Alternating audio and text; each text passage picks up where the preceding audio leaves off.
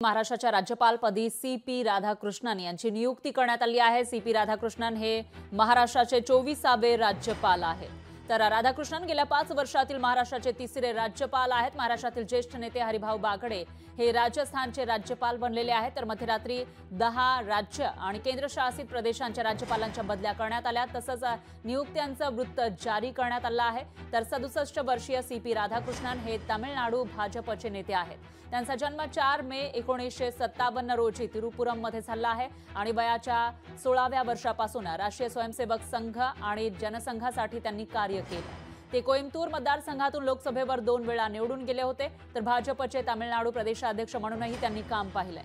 2004 ते 2007 या कालावधीमध्ये त्यांच्याकडे तामिळनाडूची सूत्र होती।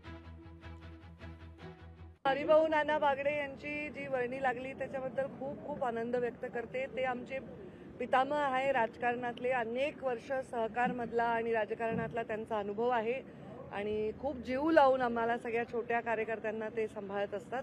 त्यांना जे संधी मिळाली त्याचं मला खूप कौतुक वाटतं, आनंद आहे। लोकशाही मराठी ऐका, पहा, जागरूक रहा।